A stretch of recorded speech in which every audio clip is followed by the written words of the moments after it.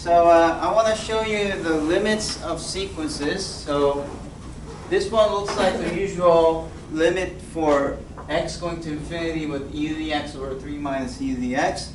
The only difference is instead of x, which could be like decimal values, like 10.2, 100.5, or something like that, n can only be integers.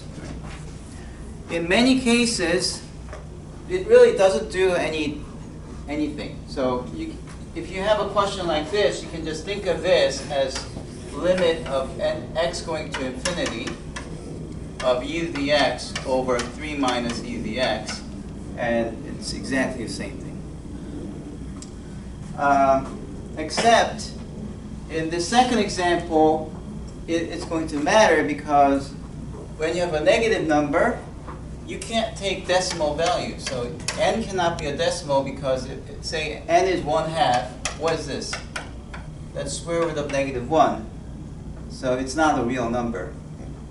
So for those cases, you can't really substitute it as a function of x. And so this, although it looks not much different from the first example, this needs to be solved in a completely different way. Okay? All right, so let's go back to this one. So this one can be thought as this, and because this is like, what's e to infinity? Infinity.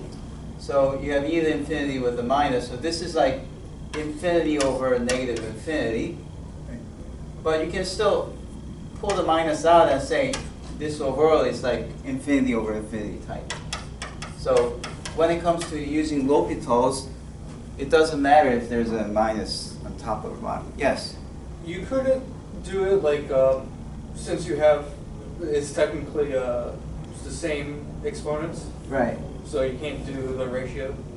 Actually, that will be, yeah, some of you are quick to realize that this is really, when this is really big, this doesn't do anything, so it's really this against this, which is just -1. So you can't do it like that? You can do it like that, yeah. But I just, the purpose for this first example is sometimes it's harder than that. In such a case, you can rewrite it as a limit of a function. And see, here it doesn't make sense to differentiate because the function is only different for integers. And when you take the derivative, you're taking x close to something, so it has to be defined for all values. But once you pass it on to a limit of a function, you can use the L'Hopital's because it's infinity over infinity type. You differentiate the top, which is e to the x, differentiate the bottom, 3 differentiates to 0, e to the x differentiates to e to the x, and then you take limit x going to infinity, and therefore this just gives you -1, which you already figured out it is. Okay, so I wish I put something more, something harder to determine. Yeah. But that it's just I'm trying to make a point. That's how you do it. In the second example, we first have to think about what's the role of this n, or -1 to the n. Okay, when n is odd, what is -1 to the nth power? -1, right? If n is even, -1 to the even power is +1. So what this does, this changes from negative to positive and to negative and then positive. It alternates the signs. That's what this does. Now, without that, what is the limit of n over 2n minus 1?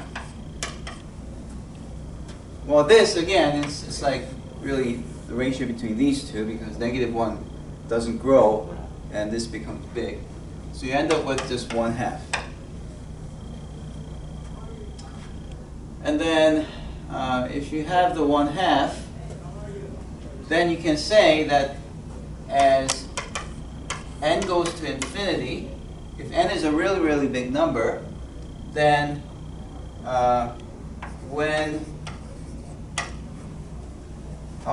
let me do it like this rather than this way.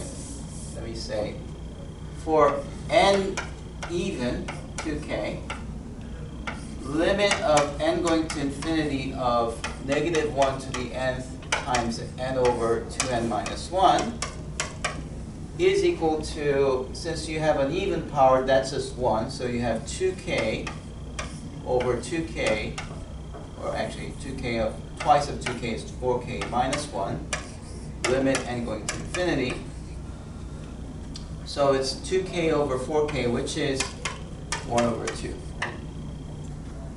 On the other hand, when n is odd, how would you express an odd number? Take any even number and then what? This will be an even number, right? How do you make an odd number? Add 1. Add 1. If you have an even number and you add 1, it becomes an odd number, okay? So if n is an odd number,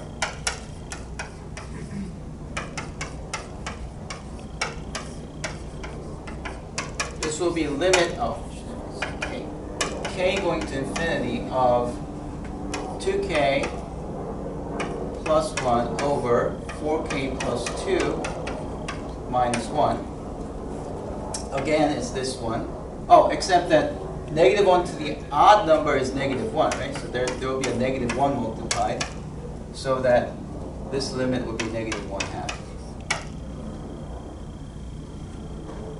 So what does that mean? That means when n is really large, this limit will fluctuate between 1/2 and -1/2. It goes back and forth between the two numbers. Okay? Never getting close to a single value.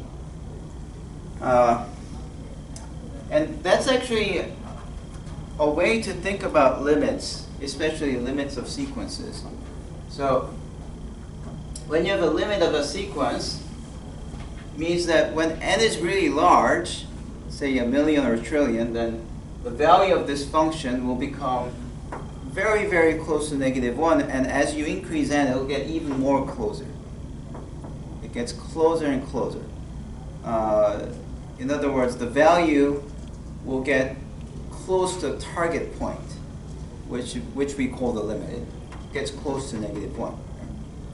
Another way to say it is like if you were printing out this value of the function using some computer software, you'll see that the values will become closer and closer to a value. So it'll give you a stable value. That's what I'm trying to say.